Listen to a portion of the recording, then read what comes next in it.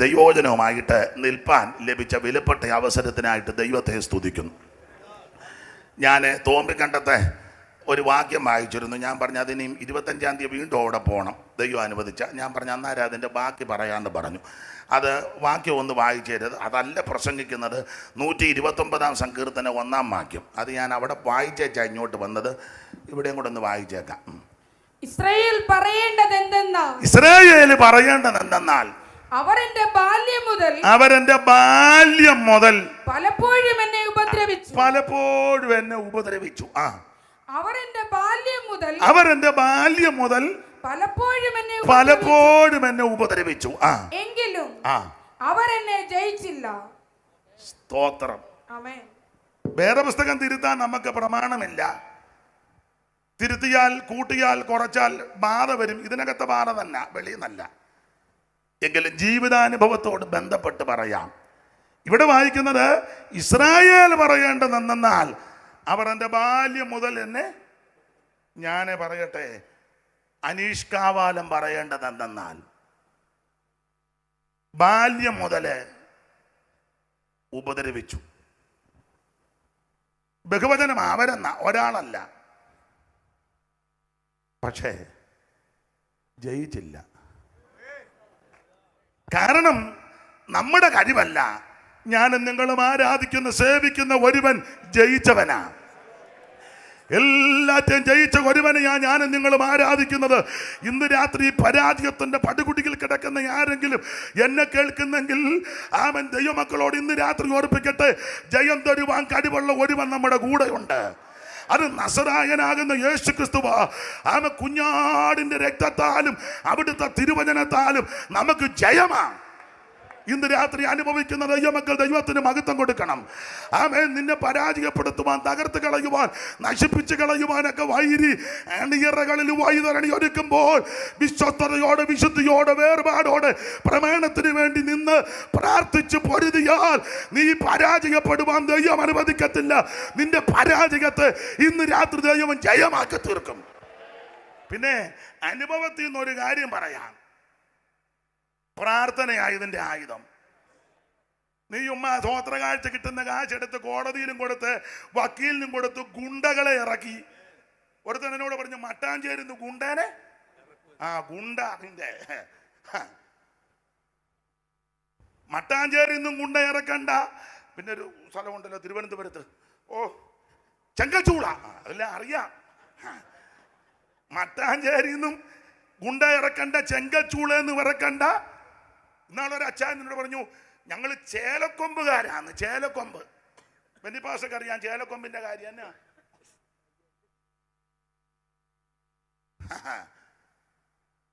ഒരു തള്ള എന്നോട് പറഞ്ഞു, ആ മുച്ചവടെ നിന്ന് അവനിട്ട് അടിച്ചെന്ന് ചൂടും കാണിച്ചു തന്നു. നീ ഒന്നിനും പോകരുത്.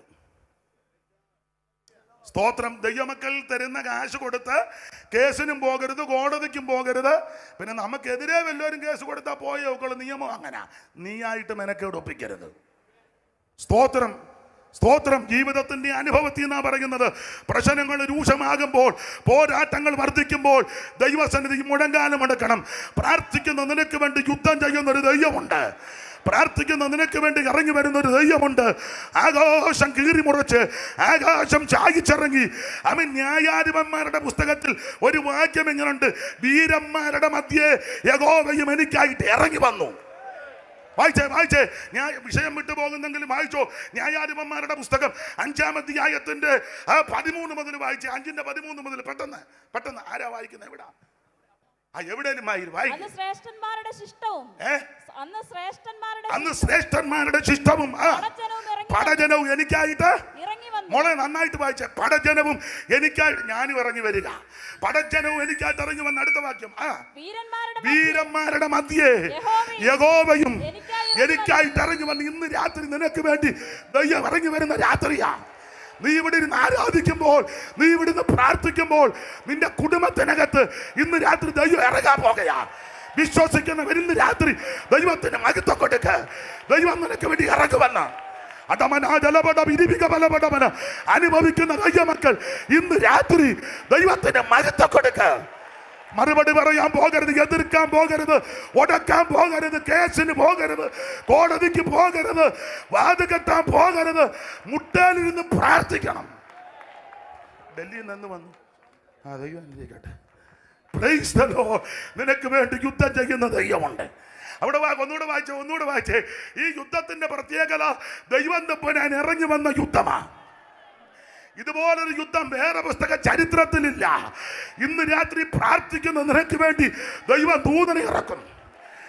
ദൈവത്തിന്റെ ദൂതന്മാർ, ദൈവത്തിന്റെ രഥങ്ങൾ കോടി കോടി ആയിരമാ. ദൈവത്തിന്റെ രഥങ്ങൾ ആയിരം കോടി പ്രാർത്ഥിക്കുന്ന ദൈവത്തിന്റെ പൈതലെ, ഇന്ന് രാത്രി ദൈവം നിനക്ക് വേണ്ടി ദൂതനെ ഇറക്കും. വിശ്വസിക്കുന്ന വിരിയാത്ര ദൈവത്തിന് മഹത്വം കൊടുക്കും. എല്ലാ വാക്യവും ഞാൻ എടുപ്പിക്കുന്നില്ല, വായിച്ചോ. ദബോരയുമായുള്ള യുദ്ധം, സീസറയുമായുള്ള യുദ്ധം വായിച്ചേ. എഫ്രയീമിൽ നിന്നും അമാലേക്കിൽ വേരുള്ളവരും എഫ്രയീമിന് വേരുള്ള ബെന്യാമീനെ നിന്റെ ജനസമൂഹത്തിൽ നിന്റെ ജനസമൂഹത്തിൽ മാഖീരിൽ നിന്ന് അധിപതിമാരും സെബൂലിൽ നായക ദണ്ഡധാരികൾ ഇറങ്ങി വന്നു. അടുത്ത വാക്യം. ഇസഖാർ പ്രഭുക്കന്മാർ ദബോരകുടകൾ ബാരാക്കുന്ന പോലെ ചാടി പുറപ്പെട്ടു. അടുത്ത വാക്യം. താഴ്വരയിൽ അവനോട് കൂടെ ചാടണം. ചുമ്മാ കരിങ്കല്ലിരിക്കും പോലെ ഇരിക്കാറ് നീ ചാടി ദൈവത്തെ മഹത്വപ്പെടുത്ത. എടാ 90 കിലോ ഉണ്ട്, ഒരെണ്ണം ആരാധിക്കുകയല്ല. 90 കിലോ ഉണ്ട്. ഇപ്പൊ പെട്ടിത്രാസൊക്കെ എത്തിയാൽ 90 തൂങ്ങും. കൈയടിക്കത്തില്ല, പാടുകയല്ല, ആരാധിക്കത്തില്ല. നിങ്ങളെ വിലയ്ക്ക് വാങ്ങിയിരിക്കിയാൽ താങ്ങൾക്കുള്ളവരല്ല. ആകയാൽ ശരീരം കൊണ്ടും ദൈവത്തെ മഹത്വപ്പെടുത്തണം. ഞാൻ ഓവർസിയറാ, സൂപ്രണ്ടാ, ഏഷ്യൻ സൂപ്രണ്ടാ, ഞാൻ കുന്നമ ഗോഡാലിക സെൻട്രൽ പ്ലാസ. ദൈവത്തിന് കൗൺസിലൊന്നും വിഷയമല്ല. ദൈവത്തിന് ആരാധിക്കുന്നവനെ ആവശ്യം, പ്രാർത്ഥിക്കുന്നവനെ ആ ദൈവത്തിന് ആവശ്യം, മുട്ടുമടക്കുന്നവനെ ആ ദൈവത്തിന് ആവശ്യം, ജാഗരിക്കുന്നവനെ ആ ദൈവത്തിന് ആവശ്യം. നീ പ്രാർത്ഥിച്ചാൽ നിനക്ക് വേണ്ടി ദൈവ ദൂതരെ ഇറക്കും. അനുഭവിക്കുന്നവർ ഇന്ന് രാത്രി ദൈവത്തിന് മഹത്വം കൊടുക്കുക.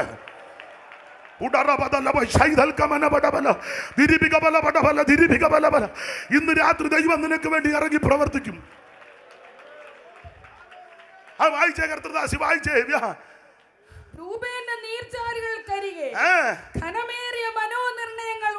പുള്ളി രൂപൻ മൂത്തവനാ. ആരാ? യാക്കോബിലെ ലേയായി കൂടി ജനിച്ച 4 പിള്ളേർ. ആദ്യം രൂപൻ. ഇവരെല്ലാം ബൈബിൾ സ്കൂളിലെ അധ്യാപകരും. ഞാൻ പേടിച്ചാ പറയുന്നത്. സ്തോത്രം. മനക്ക് കയറി പിടിക്കും. അപ്പൊ അതുകൊണ്ട് ലേയായിക്ക് ആദ്യം 4 പിള്ളേര്: രൂബൻ, ശിമയോൻ, ലേവി, യഹൂദ. ഇവൾ അനിഷ്ടയെന്ന് കണ്ടതാ. അപ്പന് വലിയ താല്പര്യമില്ലായിരുന്നു. അതിന് ആ രാത്രി കല്യാണം നടത്തിയപ്പം ആദ്യം ഇവളെ അങ്ങ് കൊടുത്തു. എന്തോ നിങ്ങൾ രണ്ടുകൂടെ പറയാനേ? എൻ്റെ പ്രസംഗം തെറ്റിയെന്നായിരിക്കും. ഒരു ആട്ടെ, ഞാനും അപ്രീഷിയേറ്റ് ചെയ്യും. ഒരു ഇംഗ്ലീഷ് ഇരിക്കട്ടെ. പിന്നെ അച്ഛൻ തന്നെ ഇംഗ്ലീഷ് പറഞ്ഞാൽ പോരല്ല, ഞാനും പറയണ്ടേ. അപ്പൊ ശ്രദ്ധിക്കുക, രൂപന്റെ നീർച്ചാലുകൾക്കരികെ കനമേറിയ മനോനിർണയം. അപ്പൊ ലേയ അനിഷ്ടയെന്ന് കണ്ടു, അപ്പൻ കണ്ടു അനിഷ്ടയെന്ന്. അപ്പന് വലിയ തൃപ്തിയില്ല. അതുകൊണ്ടല്ലേ രാത്രി കല്യാണം നടത്തിയപ്പോ അനിയത്തിയെ കാണിച്ചേച്ചേ. അല്ല, അങ്ങനെ നമ്മുടെ എല്ലാവരും ചെയ്ത ആൾക്കാരുണ്ട്, ഉണ്ട്. ചിലപ്പോ ഇതിനകത്ത് കാണുമായിരിക്കാം. പിന്നെ സഹിക്കുകയല്ലാതെ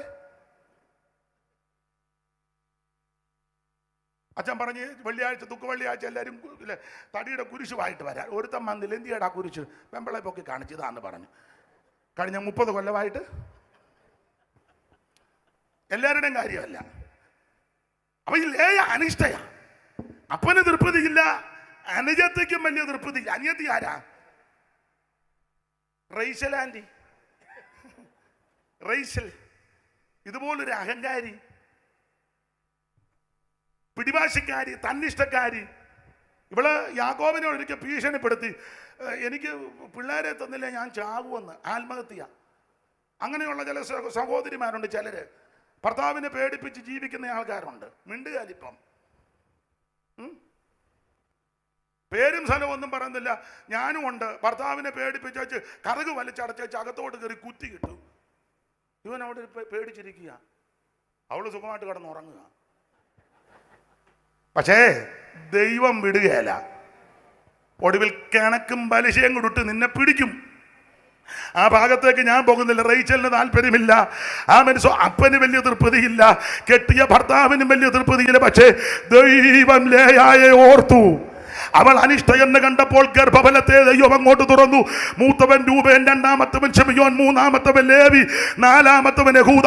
യഹൂദ ജനിച്ചപ്പോൾ ലേയാ പറയുകയാ, ഞാൻ ഇനി യഹോവയെ സ്തുതിക്കും. ഇന്ന് രാത്രി ദൈവിക നന്മ പ്രാപിച്ച നീ എങ്ങനെ കയ്യും കെട്ടിയിരിക്കുന്നത്? ദൈവിക വിടുതൽ പ്രാപിച്ചവർക്ക് മൗനമായിട്ടിരിക്കാൻ പറ്റുമോ? അത് നിർബന്ധിക്കുമൊന്നും വേണ്ട, സമ്മർദ്ദം ഒന്നും ചെലുത്തണ്ട. അറിഞ്ഞ് ഇന്ന് രാത്രി ദൈവത്തെ ആരാധിക്കണം. നമ്മുടെ സമപ്രായക്കാർ, മിടുക്കന്മാർ, സേട്ടന്മാർ അനേകരും മൺമറഞ്ഞപ്പോൾ, മാറ്റപ്പെട്ടപ്പോൾ ഒരു ജനറൽ കൺവെൻഷനും കൂടെ കൂടുവാൻ, അത് ഈ ഗ്രൗണ്ടിൽ കൂടുവാൻ, ഇത്രയും പേരുമായി ഒന്നിച്ചു കൂടുവാൻ ദൈവം തന്നെ കൃപയോർത്ത് ഇന്ന് രാത്രി നന്ദിയോടെ ദൈവത്തിന് മഹത്വം കൊടുക്കുക. സ്തുതിപ്പീൻ. അപ്പൊ മൂത്തവനാ രൂപൻ. മൂത്തതാന്ന് പറഞ്ഞിരിക്കുക, ഗുണമൊന്നുമില്ല. ചെല്ലങ്ങനല്ലേ സഭ ചെല്ലി പറയണേ, ഞങ്ങളുടെ സഭയിലെ മൂപ്പനാ. കൈയടിക്കല, പാടുകയില, പ്രാർത്ഥിക്കല, സൈഡ് ബെഞ്ചേ കയറിയിരിക്കുക. അത് മൂപ്പനല്ല, മൂത്തതാ. മൂപ്പൻ വേറെ, മൂത്തത് വേറെ. ചില സാധനം മൂത്താ കൊള്ളുകയില്ല. ഉദാഹരണം, വെണ്ടയ്ക്ക മൂത്ത എന്തിനു കൊള്ളാം? വെന്നിപ്പാസക്ക് വലിയ തിട്ടമില്ല, പൊട്ടിക്കീറുകല്ലാതെ. പിന്നെ അടുത്ത കൊല്ലത്ത് വിത്തിനെടുക്കാം. ഒരു കാര്യം പറയാം, ഇവിടെ മൂപ്പല്ല വിഷയം. ചെല്ലുപുറത്തില്ല, ഞങ്ങൾ സ്റ്റാർട്ടിങ് മുതലുള്ള ആൾക്കാരാണ്. നീ എന്നിട്ട് അഭിഷേകം പ്രാപിച്ചോ? ഞങ്ങൾ സ്റ്റാർട്ടിങ് മുതൽ ഉണ്ടായിരുന്നെന്ന്. എല്ലാവരും ആരാധിക്കുമ്പോൾ നീ ഇല്ലേ ഊമനിരിക്കുമ്പോൾ ഇരിക്കുകയല്ലേ? എല്ലാവരും ആത്മാവിൽ ആരാധിക്കുമ്പോൾ, ദൈവത്തെ സ്തുതിക്കുമ്പോൾ സ്റ്റാർട്ടിങ് മുതലുണ്ടെന്ന് പറഞ്ഞേച്ചാൽ ഗുണമില്ലല്ലോ. പാരമ്പര്യമല്ല വിഷയം. നമ്മൾ ഈ പെന്തിക്കോസുകാർ പാരമ്പര്യത്തിനെതിരെയാണ് പറയുന്നെങ്കിൽ എനിക്ക് തോന്നുന്നത് നമ്മളാ കൂടുതലും. അതെ, പാരമ്പര്യം പറയാന്നേ. അതെ, നമ്മളിപ്പോൾ പറയുമല്ലോ 102-ാം കൺവെൻഷൻ പാരമ്പര്യമല്ലേ? അല്ല, കണക്ക് നല്ലതാ. ചെല്ലുപുറത്തില്ലേ, ഞങ്ങൾ ജനിച്ചപ്പോൾ ഈ ചിലയിടത്തൊക്കെ ശുശ്രൂഷയ്ക്ക് ചെല്ലുമ്പം എന്നോട് ചെല്ലു ചോദിക്കും, ഇപ്പോഴല്ല, നേരത്തെ, എവിടാ വീട്? കാവാലത്ത്. എന്തുവാ പേര്? അനീഷ്. എത്ര നാളായി? ഞാൻ പറഞ്ഞു അന്ന് 10 കൊല്ലം കഴിഞ്ഞതുള്ളൂ. ഓ, അച്ഛൻ എങ്ങനെ? ഇതിനകത്താ.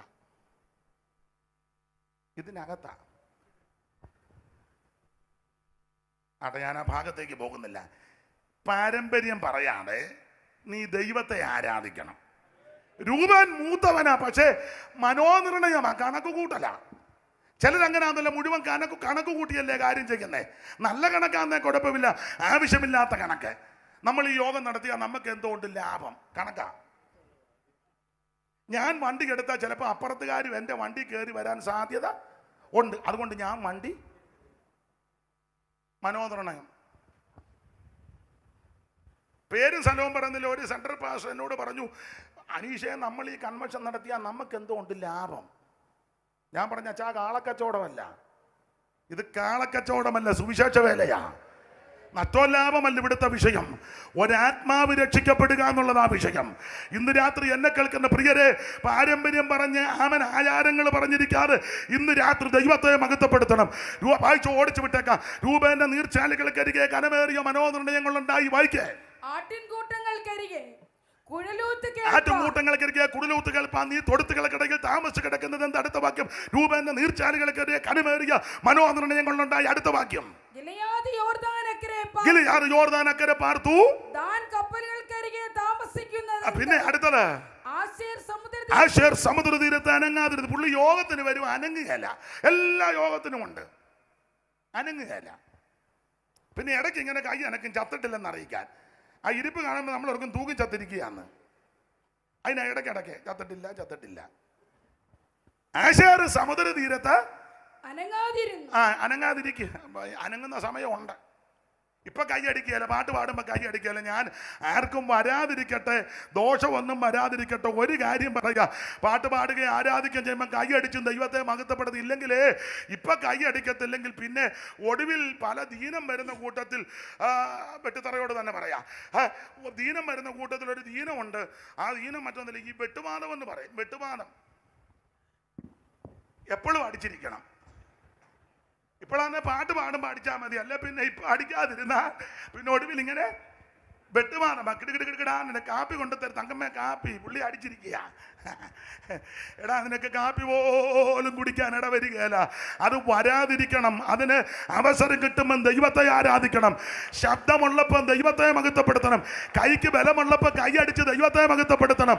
അവൻ ആരോഗ്യമുള്ളപ്പോൾ ദൈവത്തെ സ്തുതിക്കണം. ദാവീദ് പൂർണ്ണ ശക്തിയോടെ കുതിച്ച് നൃത്തം ചെയ്തു. ഇന്ന് രാത്രിയിൽ അവൻ ദൈവം ചെയ്ത നന്മയോർത്ത് അനങ്ങാതിരിക്കാതെ ദൈവത്തിന് മഹത്വം കൊടുക്കുക. Praise the Lord, praise the Lord. അനങ്ങാതിരുന്നു. അടുത്ത വാക്യം വായിച്ചേ, അടുത്ത വാക്യം. തുറമുഖങ്ങൾക്കകത്ത് പാർത്തുകൊണ്ടിരുന്നു. ഷിപ്പ്യാർഡിലായിരിക്കും ജോലി. അടുത്ത വാക്യം വായിച്ചോ. സെബൂലൂൻ പ്രാണനെ ത്യജിച്ച ജനം നഫ്താലി പോർക്കളമേടുകളിൽ തന്നെ. അടുത്ത വാക്യം. രാജാക്കന്മാർ വന്ന് പൊരുതു. താനാക്കിൽ വെച്ച് മെഗിദ്ദോ വെള്ളത്തിനരികെ പൊരുതി വെള്ളി അങ്ങവർക്ക് കൊള്ളയായി തീർന്നു. അടുത്ത വാക്യം വായിക്കാം. ആകാശം നക്ഷത്രങ്ങൾ പൊരുതി എന്ന് പറയുന്ന ഞാൻ സൂചിപ്പിച്ചതാ. ദൂതനിറങ്ങി പടപൊരുതാൻ തുടങ്ങി. നക്ഷത്രം പൊരുതി എന്ന് പറഞ്ഞാൽ അവൻ ദൂതന്മാരുടെ വാസസ്ഥലം നക്ഷത്രമണ്ഡലത്തിലാണ്. അങ്ങനെയെങ്കിൽ നക്ഷത്രം പൊരുതി എന്ന് പറഞ്ഞാൽ ദൈവദൂതനെ ദൈവം അങ്ങോട്ട് ഇറക്കി. പ്രാർത്ഥിക്കുന്ന നിനക്ക് വേണ്ടി ദൈവം ദൂതനെ ഇറക്കും. ഇന്ന് രാത്രി ഞാനും നിങ്ങൾ ഇവിടെ ഇരുന്ന് ദൈവത്തെ ആരാധിക്കുമ്പോൾ, ദൈവത്തെ മഹത്വപ്പെടുത്തുമ്പോൾ, എനിക്ക് നിങ്ങൾക്ക് വേണ്ടി ദൈവം ദൂതനെ ഇറക്കും. നക്ഷത്രങ്ങൾ പൊരുതി, അവ സീസരയുമായി സ്വഗതികളിൽ പൊരുതി. അടുത്ത വാക്യം. കീശോൻ തോട് പുരാതന നദി. ഞാൻ കീശോൻ തോട് തള്ളിയവരെ ഒഴുകിക്കൊണ്ടുപോയി. എൻ മനമേ നീ ബലത്തോടെ നടകൊള്ളുക. അന്ന് വൽകിതത്താൽ ശൂരവൽകിതത്താൽ കുതിരക്കുളമ്പുകൾ കട്ടനം ചെയ്തെന്ന എന്ന് പറഞ്ഞ ദൂതനിറങ്ങി കുതിരകിട കുതികാല് വെട്ടി. Price the Lord. കാരണം സീസറയെ പറ്റി വായിക്കുന്നതെല്ലാം 900 ഇരുമ്പ് രഥം. 900 ഇരുമ്പ് രഥമായിട്ട് വന്നത് ആർക്കെതിരെയാ? ദൈവത്തിനെതിരെയാ. എന്ന് പറഞ്ഞ ദൈവജനത്തിനെതിരെയാ. ദൈവജനത്തിന്റെ വിശേഷതയും ദൈവത്തിന്റെ വിശേഷത. ദൈവത്തിന്റെ രഥങ്ങൾ 1000 കോടി കോടിയാ. കോടി കോടി രഥങ്ങളുള്ള അതെ രഥങ്ങളുള്ള കുതിരകളുള്ള ദൈവത്തോട്, ദൂതന്മാർ ഉള്ള ദൈവത്തോട് ഇവന്റെ 900 അടിച്ചു ദൈവം. എൻ്റെ ഭാഷ പറഞ്ഞ അടിച്ച് ചെട്ടിക്കയറ്റി. കുതിരയുടെ കുതികാൽ ഞരമ്പ് വെട്ടി. കുതിരയാടി. കുതിര രഥവുമായിട്ട് വന്നവൻ ഇറങ്ങി ഓടി. ഒരു തള്ളയുടെ അടുക്കലോട്ട് ചെന്ന് കയറി. തള്ളയാന്നെ ഇങ്ങനെ ഉന്നം വെച്ച് നിൽക്കാവോ, വരുന്നുണ്ടോ. നല്ല മിടുക്കി അമ്മാമ്മ. അങ്ങനെ വേണം സ്ത്രീകളാന്ന്. അല്ല ചുമ്മാ കരഞ്ഞും കൂവി നടക്കുക. നീ എപ്പോ നോക്കി മോങ്ങാതെ അല്ല പടപടാന്ന് നിൽക്കണ്ടേ. സ്തോത്രം. നീ ആരാധിക്കുകയും പ്രാർത്ഥിക്കുകയും ചെയ്താൽ നീ ഇരിക്കുന്നിടത്ത് ദൈവം വിടുതലയക്കും. യായേലിനെ പറ്റി പറയുന്നത്, യായേൽ ഒരു പരവതാനിയിലിരുന്ന് പ്രാർത്ഥിക്കുക. കാരണം യായേലിന്റെ ഭർത്താവ് എവിടെ യുദ്ധത്തിന് വിടുന്നില്ല, ആരാധിക്കാൻ വിടുന്നില്ല. കാരണം സെബുലൂന്റെയും നഫ്താലിയുടെ 10,000 പേര് പർവ്വതത്തിൽ ആരാധിക്കുക. യായേലിന് പോകണമെന്നുണ്ട്. ഇവൻ വിടുകയല്ല. കാരണം ഇവൻ മോശയുടെ അളിയന്മാരുമായിട്ട് അല്പം കുരുക്കൊപ്പിക്കുന്നവന്മാരാ. മോശയുടെ അറിയാമല്ലോ. എടാ കുരുക്കുകാരനെ എല്ലാം ദൈവം പിടിക്കുമെന്നേ. സ്തോത്രം. പാര വെക്കുന്നവനെ എല്ലാം ദൈവം പിടിക്കും. ഞാനൊരു കാര്യം വീണ്ടും പറയാ, നീ ദൈവസഭയ്ക്കെതിരെ പാര വെക്കരുത്. ലോക്കല്ലാന്നേലും സെന്ററിലാന്നേലും കൗൺസിലാന്നേലും പാര വെച്ചാൽ നിന്നെ ദൈവം വിടുകയില്ല. തന്നാണ്ട് വരുന്ന ഓവർസിയർമാർ ആരാന്നേലും അവരോട് ചേർന്ന് നിന്ന് പ്രവർത്തിച്ച് നമ്മുടെ ഉന്നം എന്നാന്നറിയാമോ? പ്രധാനപ്പെട്ട വിഷയം കർത്താവിന്റെ വരവിൽ എടുക്കപ്പെടുക. അതിന് പിന്നത്തേതിൽ ഈ സഭ വളരുക എന്നുള്ളതാ. ആത്മാക്കൾ വിടിവിക്കപ്പെടണം. സ്തോത്രം. ഈ ശുശ്രൂഷകരും ദൈവം പാരമ്പര്യം പറഞ്ഞല്ലോ. ഈ വർഷം എത്ര പേര് രക്ഷിക്കപ്പെട്ട് പുതുതായിട്ട് വന്നു?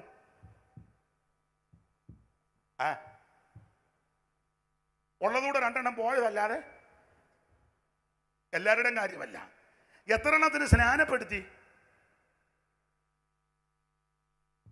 സ്നാനപ്പെട്ടവന് ഇപ്പൊ സംശയപ്പെടണ്ടായിരുന്നെന്ന് ആ പരുവത്തിനാക്കി. ഇനിയിപ്പോൾ സ്നാനപ്പെടണമെങ്കിൽ പിള്ളേർ സ്നാനപ്പെടണം. നമ്മളാണെങ്കിൽ അവനോട് പറയാം മുങ്ങടാ മുങ്ങടാ, അവൻ പറഞ്ഞ ഞാനിപ്പം മുങ്ങനോ. പിന്നെ അവൻ അറ്റ കൈക്ക് പറഞ്ഞടാ നിന്റെ കല്യാണം നടക്കേണ്ടതാ, അന്നാ മുങ്ങ. അവനെ രാത്രി കൊണ്ട് മുക്കും. അങ്ങനെ അതല്ലല്ലോ സ്നാനം. പണ്ട് വള്ളക്കാലില് സ്ഥലവും ഒന്ന് പോയി ഒരപ്പച്ചനെ മുക്കി. എം വർഗീസ് അപ്പച്ചനെ കണ്ടാ മുക്കുന്നത്. മുക്കി അങ്ങോട്ട് വിട്ട് അപ്പച്ചൻ്റെ സൂക്കേടെല്ലാം തീർന്നല്ലോ ഒന്ന്. അയാൾ വീട്ടിൽ പോയി. സൂക്കേട് തീർക്കാനാണോ സ്നാനം? തിരുമൂലപുരം ജോർജ് കുട്ടി ഒരാളെ മുക്കി വിട്ടപ്പോൾ അവൻ ഉണ്ടായിട്ട് അക്കരയ്ക്ക് പോയി. പോകുക എന്ന് പോലും അവൻ പറഞ്ഞില്ല. പിന്നീട് അറിഞ്ഞ് കണ്ണാട്ടിപ്പുഴ കറിയാൻകുട്ടിയുടെ വീട്ടിൽ അവൻ കയറിയിരിക്കുകയായിരുന്നു. പിന്നത്തേതിൽ അന്വേഷിച്ചപ്പം അവൻ അല്പം പിരിയുള്ളവനാ. പിറ്റേന്ന് കല്യാണം നടത്താൻ മുക്കിയതാ. വെള്ളം ചെവിയിലോട്ട് കയറിയപ്പോൾ അവൻ അളകി. ഇത് കല്യാണം നടത്താനല്ല സ്നാനം. സ്തോത്രം, യേശുവിനോട് ചേരാനാ. ആട്ടെ, ഞാൻ ആ ഭാഗമൊന്നും വിവരിക്കുന്നില്ല. ജീവിക്കുന്ന ആരാധിക്കുന്ന ദൈവമക്കൾക്ക് വേണ്ടി ദൈവം യുദ്ധം ചെയ്യും. അന്ന് വൽഗതത്താൽ ശൂരവൽഗതത്താൽ കുതിരക്കുളമ്പുകൾ ഖണ്ഡനം ചെയ്തു. ഇന്ന് രാത്രി ആ വിഷയം വിടുക. പ്രാർത്ഥിക്കുന്ന നിനക്ക് വേണ്ടി ദൈവം യുദ്ധം ചെയ്യും. നമ്മൾ എടുത്ത വിഷയത്തോടൊന്ന് കൂടെ പുലർത്തി 2 കാര്യം പറഞ്ഞ് നിശ്ചയിക്കപ്പെട്ട സമയത്ത് എൻ്റെ മെസ്സേജ് നിർത്തുക. അതിനാണ് ഞാൻ വാച്ചൂടെ മേടിച്ചത്. ചിലർ എന്നെപ്പറ്റി പറഞ്ഞ് അയാൾക്ക് ബോധമൊന്നുമില്ലെന്നാ. അത് ഞാൻ ഇന്ന് കാണിക്കാം. ബോധമുണ്ടോ വിവരമുണ്ടോ എന്ന്. ദൈവത്തിന് മഹത്വം. അപ്പൊ ശ്രദ്ധിച്ചേ, ഇവിടെ വായിച്ചത് യേശു ആ വാക്ക് കാര്യമാക്കില്ല. ചരിത്ര പശ്ചാത്തലം ഒന്നും വിസ്തരിക്കുന്നില്ല. പുതിയ നിയമത്തിലെ ആദ്യത്തെ 4 പുസ്തകം അത് സുവിശേഷ പുസ്തകങ്ങളാണ്. മൊത്തം ആദ്യത്തെ 5 പുസ്തകം ചരിത്ര പുസ്തകങ്ങളാണ്. മത്തായി, മർക്കോസ്, ലൂക്കോസ്, യോഹന്നാൻ, പിന്നെ അപ്പോസ്തല പ്രവൃത്തി. ഈ 5 പുസ്തകവും ചരിത്ര പുസ്തകമാണ്. ആ 5 പുസ്തകം ചരിത്ര പുസ്തകത്തിൽ 4 പുസ്തകം യേശു ക്രിസ്തുവിൻ്റെ ചരിത്രമാണ്. അതാ നല്ല ചരിത്രം. അതാ ഏറ്റവും ശ്രേഷ്ഠമേറിയ ചരിത്രം. ഞാൻ പറയാനുണ്ട്, നമ്മുടെ ചരിത്രം ഒന്നും അധികം പറയാതിരിക്കുന്നതാ അതാ നല്ലത്. ഞങ്ങളുടെ ഒരു അച്ചായൻ്റെ അപ്പം മരിച്ചു, ഞാനും ഉണ്ട്. അപ്പോൾ അവരുടെ മെയിൻ ആൾക്കാർ വന്നപ്പം അവർ ഈ സാക്ഷ്യത്തിന് സമയം കൊടുക്കും.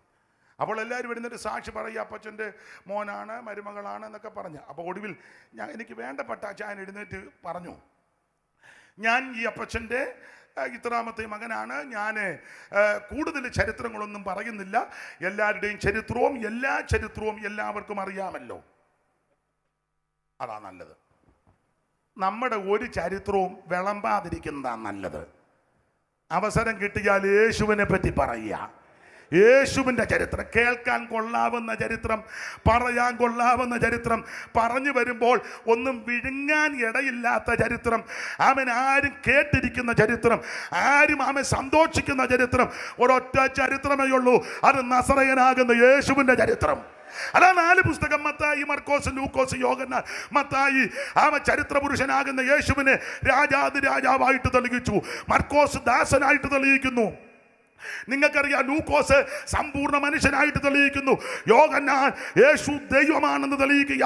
യേശു ക്രിസ്തു ഏക ദൈവം, നിത്യദൈവം, സത്യദൈവം, സാക്ഷാൽ ദൈവം, ജീവനുള്ള ദൈവം, യേശുവിനെ തെളിയിക്കുക. ആ മർക്കോസിന്റെ സുവിശേഷമാണ് നമ്മൾ വായിച്ചത്. മറ്റ് 3 സുവിശേഷകന്മാരിൽ നിന്നും വ്യത്യസ്തരാ. റോമാക്കാരെ ഉന്നം വെച്ച് എഴുതിയത് കൊണ്ട് സാധാരണ പഠിപ്പിക്കുന്നവർക്കറിയാം, റോമാക്കാർക്ക് ഈ വലിച്ചു വാരി പറയുന്നതും നീട്ടി പറയുന്നതൊന്നും ഇഷ്ടമല്ല. ഞാനും നിങ്ങളുമൊക്കെ ഒത്തിരി നീട്ടും. ഇന്ന് പകൽക്കാലം ഹല്ലേലൂയ അത്രയൊന്നും എടുക്കേണ്ട സമയമില്ല.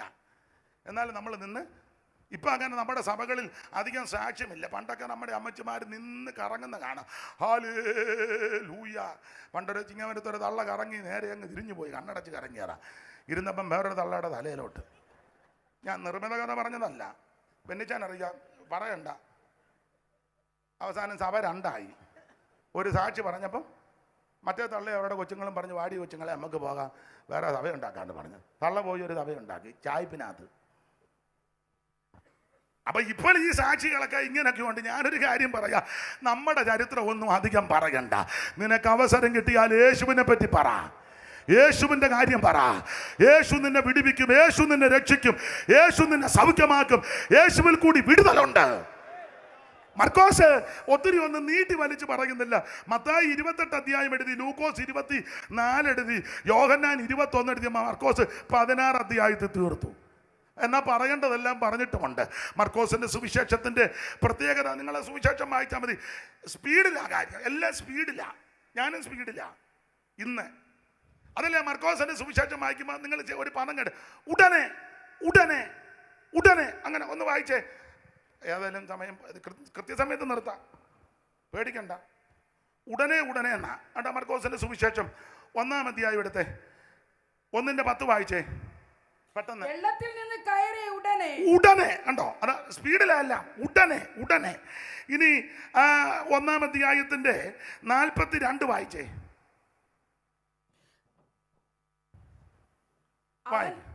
അവന് മനസ്സുണ്ടോ ശുദ്ധമാക്കായി എന്ന് പറഞ്ഞു ഉടനെ ഉടനെ ഉടനെ. ഇനി 2-ാം അധ്യായത്തിന്റെ 2-ാം വാക്യം വായിച്ചേ. ഉടനെ വാതിക്കൽ പോലും ഇടമില്ലാതെ വണ്ണം ഉടനെ, അവിടെ ഉടനെ. ഇനി 3-ാം അധ്യായത്തിന്റെ 6-ാം വാക്യം വായിച്ചേ. ഉടനെ പരീശന്മാർ പുറപ്പെട്ടു. ഉടനെ. അപ്പൊ ഈ മർക്കോസ് നീട്ടിക്കെട്ടുകൊണ്ടും പറയുന്ന എല്ലാം സ്പീഡിലാ. അതാ ഉടനെ ഉടനെ ഉടനെ, വേഗത്തിൽ കാര്യം പറയണം, അതാ ഏറ്റവും നല്ലത്. അതുകൊണ്ട് 16 അധ്യായത്തിൽ പറയേണ്ട കാര്യമെല്ലാം പറഞ്ഞൊതുക്കി 5-ാം അധ്യായത്തിലെ വിഷയം ആമൻ ആ പെൺകുട്ടിക്ക് പ്രാർത്ഥിക്കാനായിട്ട് പോകുകയാ. പള്ളിപ്രമാണിയുടെ മകള് ആമ ദീനം വന്ന് കലശലായി യേശുവിനോട് വന്ന് പറയുകയാ, അവൾ ദീനം വന്ന് മരിപ്പാറായി, യേശു വന്ന് പ്രാർത്ഥിക്കണം. അതിൻ്റെ പുറകിലെത്തി അധ്യായം പഠിച്ചാൽ സന്ധ്യ ആയപ്പോൾ അക്കരയ്ക്ക് പോയി, ആമൻ പടകിൽ കയറി അക്കരയ്ക്ക് പോയി. കാറ്റും കോളും തിരമാലകളും ഉയർന്നു, പക്ഷേ അവിടുന്ന് കാറ്റിനെ ശാന്തമാക്കി തന്നു. പടക് മുങ്ങുമെന്ന് തോന്നുമാറായി, പക്ഷേ അവിടെ നെടുന്നിട്ട് കാറ്റിനെ ശാസിച്ചു. പടക് മറകര കയറി ഗദരദേശത്തെ ഭൂതഗ്രസ്തന് വിടുതല കൊടുത്തു. അതിനുശേഷം രക്തസ്രവക്കാരി സ്ത്രീക്ക് യേശു സൗഖ്യം കൊടുത്തു. വസ്ത്രത്തിന്റെ തൊങ്ങലെ തൊട്ടപ്പോൾ അവങ്കൽ നിന്ന് ശക്തി പുറപ്പെട്ടു. ഇന്ന് രാത്രി എന്നെ കേൾക്കുന്ന പ്രിയരെ, വിശ്വാസത്തോടെ നീ യേശുവിന്റെ അടുക്ക ചെന്നാൽ അവങ്കൽ നിന്ന് ശക്തി പുറപ്പെടും. Price the Lord. അവൻ പൂർണ്ണ വിടുതല. തിരിച്ചിങ്ങോട്ട് വന്നപ്പം ഓടി വന്ന് പറഞ്ഞു, ഇനി ഗുരുവിനെ അസഖ്യപ്പെടുത്തണ്ട, ബാല പെൺകുട്ടി മരിച്ചു. അപ്പൊ യേശു പറഞ്ഞ കാര്യമാ നമ്മൾ കുർവാക്യം വായിച്ചത്. ഒന്നുകൂടെ വായിച്ചു. യേശു ആ വാക്ക് കാര്യമാക്കാതെ യേശു ആ വാക്ക് കാര്യമാക്കിയില്ല. എന്നെ കേൾക്കുന്ന ആദരണീയ കർത്തൃദാസന്മാരോടും എല്ലാ ബഹുമാന്യ ദൈവമക്കളോടും പറയാ, ചില വാക്കൊന്നും നീ കാര്യമാക്കണ്ട. ഭീഷണിയുടെ സ്വരമൊക്കെ ചിലര് മുഴക്കും. ഒരുത്തൻ എന്നോട് പറഞ്ഞു ഇനി ഒരു സ്റ്റേജിലും കയറ്റുകയല്ലെന്ന്. അവനോട് ഞാൻ ഫോണിൽ കൂടെ പറഞ്ഞില്ല, കണ്ടപ്പോൾ പറഞ്ഞു, സ്റ്റേജ് എല്ലാം നിന്റെ പെമ്പളയുടെ വകയാണോ എന്ന് ചോദിച്ചു. അത് ഞാൻ ചോദിച്ചു, ഫോണിൽ കൂടെ പറഞ്ഞില്ല. ഫോണിൽ കൂടെ പറഞ്ഞാൽ ഇത് ഒരുത്തനെയും വിശ്വസിക്കാനൊക്കത്തില്ല. അയ്യോ, ഞാൻ ചോദിച്ചു സ്റ്റേജ് അല്ല. അത് ഞാൻ ചോദിച്ചു. എടാ, ദൈവം ഒരുത്തനെ ഒരു സ്റ്റേജ് നിർത്തണമെന്ന് പദ്ധതി ഇട്ടിട്ടുണ്ടെങ്കിൽ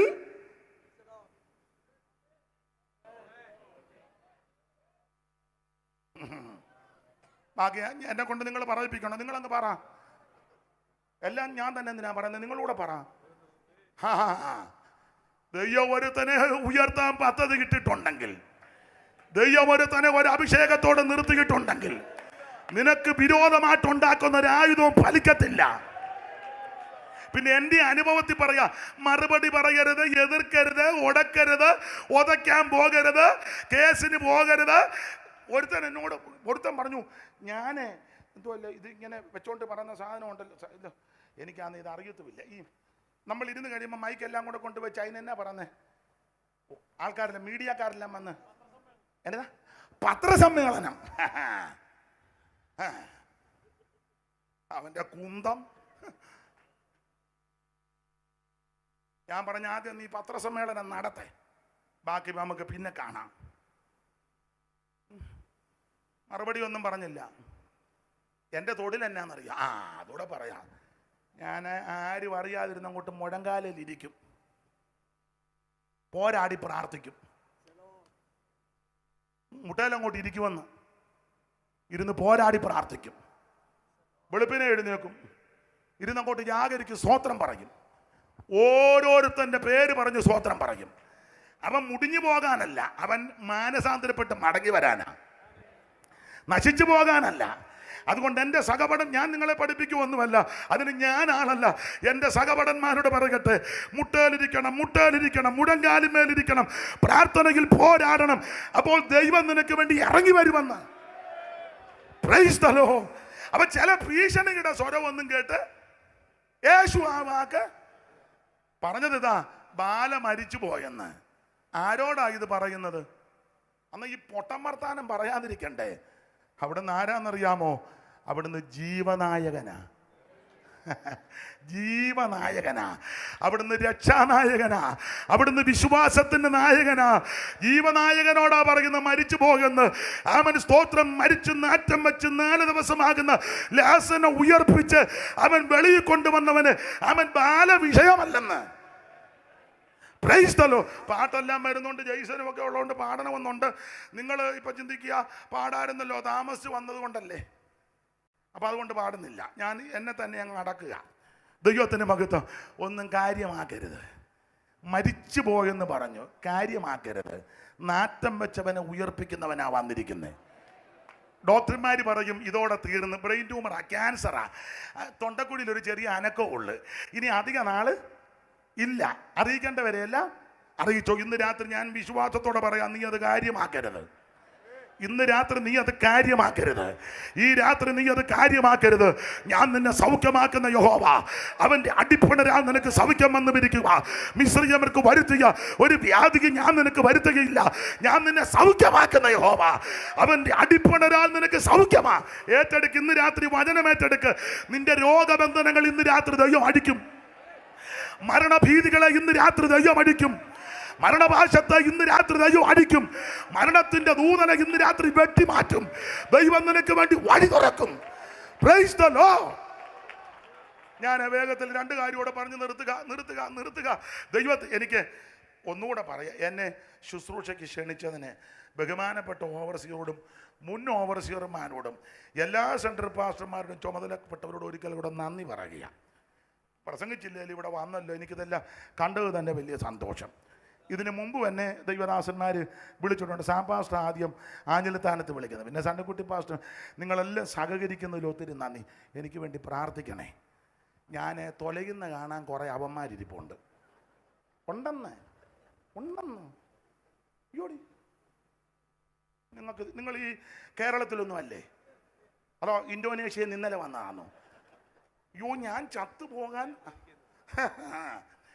എടാ, ജീവനായകനെ ആരാധിക്കുന്നേ, മരണപാശത്തെ അടിക്കുന്നവനെയാ ഞാനും നീയും സേവിക്കുന്നത്. മരണത്തിന്റെ കണി പോലും നിന്നെ തൊടുകയല്ല.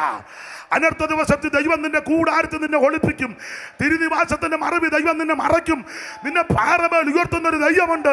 നിനക്ക് വിരോധമായിട്ടുണ്ടാക്കുന്ന ഒരായുധം ഫലിക്കത്തില്ല. നമ്മുടെ ആയുധം പ്രാർത്ഥനയാ. നമ്മുടെ ആയുധം പ്രാർത്ഥനയാ. ദൈവത്തിന് മഹത്വം. യേശു ആ വാക്ക് കാര്യമാക്കിയില്ല. 2 വാക്യം വായിച്ചോ, വ്യാഖ്യാനിക്കുന്നില്ല. അറിവുള്ള ഭാഗമായതുകൊണ്ട് വായിച്ചു വിട്ടാൽ മതി.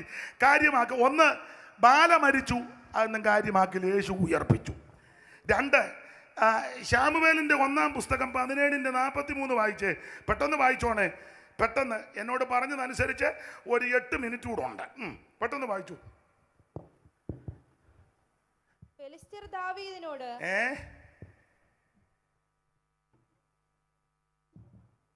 വായിക്കും മോളെ. ഫെലിസ്ത്യൻ ദാവീദിനോട്. പുള്ളിക്കാരിക്ക് അയാളെ ഇഷ്ടമല്ലെന്ന് തോന്നുന്നു. എന്നാലും വായിച്ചു. ഫെലിസ്ത്യൻ ദാവീദിനോട്, നീ വടികളുമായി എന്റെ നേരെ വരുവാൻ. നീ വടികളുമായിട്ട് എന്റെ നേരെ വരാൻ ഞാൻ നായോ എന്ന് ചോദിച്ചു. തന്റെ ദേവന്മാരുടെ നാമം ചൊല്ലി. ഇവൻ അങ്ങ് നാമം ചൊല്ലുക. നിന്ന് അങ്ങ് നാമം ചൊല്ലു തന്നെ.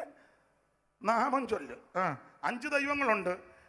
6-ാം അധ്യായത്തിന്റെ 17 കിടപ്പുണ്ടല്ലോ. 5 ദൈവങ്ങൾ വ്യാഖ്യാനിക്കുന്നില്ല. ഗത്തിലെ ദേവൻ, എക്രോന്യ ദേവൻ, അസ്കലോന്യ ദേവൻ. ദൈവങ്ങളുടെ നാമം ചൊല്ലുക. ദേവന്മാരുടെ നാമം ചൊല്ലി ദാവീദിനെ ശപിച്ചു. ഇങ്ങനെയുള്ള ശാപവാക്കുകൾ നാമം ചൊല്ലും. ദേവന്മാരുടെ പേരുമൊക്കെ പറയുമ്പോൾ നീ അത് കാര്യമാക്കരുത്. അറബിക്കെട്ടുണ്ട്, അമ്പലക്കെട്ടുണ്ട്, പള്ളിക്കെട്ടുണ്ട്, പൗരോഹിത്യ ബന്ധനം. നമ്മുടെ ആൾക്കാർക്ക് ചില ശൈലി കൊണ്ട് ചൊല്ലിക്കെട്ടി, ചൊലുത്തിക്കെട്ടി, അവിടെ കെട്ടി, ഇവിടെ കെട്ടി, ആകെ കെട്ടി നാളുകളായി നിന്നെ ബന്ധിക്കുന്ന ചില അന്ധകാരത്തിൻ്റെ. പണ്ടൊരാൾ പ്രാർത്ഥിച്ച് ശാസിച്ചപ്പം ശാസിക്കാനുള്ള ആരോഗ്യമല്ല, ശ്വാസിക്കുന്നു, മൈക്കേലങ്ങ് തുപ്പി. ഞങ്ങളുടെ സഭയിൽ ഒരു അമ്മയുണ്ട്, ശാസിക്കുന്ന. ഒരു കാര്യം പറയാം, ഈ ദേവന്മാരുടെ നാമം ചൊല്ലല് കേട്ട്, ശാപവാക്കുകൾ കേട്ട് നമ്മളത് കാര്യമാക്കരുത്. എന്നാ? യഹോവ പുരാകാത്തവനെ ആര് പുരാകും? യഹോവ ശപിക്കാത്തവനെ ആര് ശപിക്കും? ദൈവം നിന്നെ ഉയർത്തും, ദൈവം നിന്നെ മാനിക്കും. നിന്റെ സന്തതിക്ക് ദോഷം വരികയില്ല, നിന്റെ ശുശ്രൂഷ അസ്തമിക്കാൻ ദൈവം അനുവദിക്കത്തില്ല. ഇന്ന് രാത്രി വിശ്വസിക്കുന്നവർ ദൈവത്തിന് മഹത്വം കൊടുക്കുക. ശാപവാക്കുകൾ പറയുമ്പോൾ, ദേവന്മാരുടെ നാമം ചൊല്ലുമ്പോൾ ദൈവമക്കൾ അത് കാര്യമാക്കരുത്. ഞാൻ പുസ്തകം മടക്കി നിർത്തി, ഒരു വാക്യോടെ വായിച്ചു. ഇല്ലേ, പുസ്തകം തുറന്നിരിക്കുമ്പോൾ നിങ്ങൾ പറയും അയാൾക്ക് ഇളക്കം കയറിയതേ ഉള്ളെന്ന്. അതുകൊണ്ട് അങ്ങ് നിർത്തി. 15:9 വായിച്ചോ മോളെ. പുറപ്പാട് പുസ്തകം 15:9. 15:9. ഞാൻ ഇവിടെ ഇരുന്നോളാം, നിങ്ങൾ ഇനിയും വിഷമിക്കേണ്ടത്. അയ്യോ, അവിടെ ഇരുന്നു. എന്നാൽ ശൗലും ജനവും അവിടെ ഇരുന്നു. എന്നാൽ ശൗലും ജനവും പുറപ്പാട് 15:9 ശൗലും ജനമാണോ? ഞാൻ പിന്തുടരും. ഞാനും പിന്തുടരാൻ വരുവാ. വായിച്ചേ. ഞാൻ പിന്തുടരും, പിടിക്കും, കൊള്ള പങ്കിടും. എന്റെ ആശ അവരാൽ പൂർത്തിയാകും. പിന്നെ അടുത്തത് ഞാൻ എന്റെ വാളൂരും, എന്റെ കയ്യവരെ നിഗ്രഹിക്കുമെന്ന് ശത്രു പറഞ്ഞു. നീ അത് കാര്യമാക്കരുത്. പറവം പുറകാവുന്നവർക്ക് പിന്തുടരും, പിടിക്കും, കൊള്ള പങ്കിടും, വാളൂരും, വെട്ടും. എടാ, തന്റെ കുറുപ്രാവിന് ദൈവം ദുഷ്ടമൃഗത്തിന് ഏൽപ്പിക്കത്തില്ല. ഇന്ന് രാത്രി പറവോന്റെ കെട്ടിന് ദൈവം പൊട്ടിക്കുന്ന രാത്രിയാ. പറവോന്റെ ശക്തികള് ഈ രാത്രി ദൈവം തകർക്കുന്ന രാത്രിയാ. അനുഭവിക്കുന്ന ഒരറ്റം മുതൽ മറ്റേ സൈഡ് വരെ ഇന്ന് രാത്രി ആത്മാവിൽ ബലപ്പെട്. ദൈവസഭയിലെ ദൈവമക്കൾ ദൈവത്തെ ആരാധിക്ക്. പറവോന്റെ വാക്ക് നീ കാര്യമാക്കരുത്. ഞാൻ പിന്തുടരും, ഞാൻ പിടിക്കും, കൊള്ള പങ്കിടും, വാളൂരും, വെട്ടും. ഇതൊന്നും നീ കാര്യമാക്കരുത്. ഇന്ന് രാത്രി നിന്നെ ചുറ്റി പരിപാലിക്കുന്ന ദൈവമുണ്ട്, നിന്നെ സംരക്ഷിക്കുന്ന ദൈവമുണ്ട്, നിന്നെ ആദരിക്കുന്ന ദൈവമുണ്ട്. ആരും മൗനമായിരിക്കാതെ ഇന്ന് രാത്രി ദൈവത്തിന് മഹത്വം കൊടുക്ക. ഓ, മരിച്ചുപോയി കാര്യമാക്കണ്ട. യേശു ഉയർപ്പിക്കും.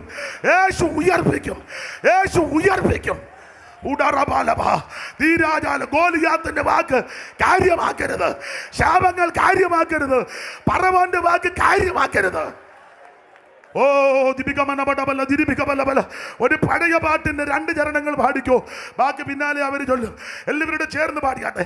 ജയത്തിൻ കോശം, ഉല്ലാസകോശം, ഭക്തരിൻ കൂടാരം എന്നും പുതുഗീത മഹത്വ. ചേർന്ന് കൈയടിച്ച് അഭയം ദാനവർക്കെന്നും. ഓ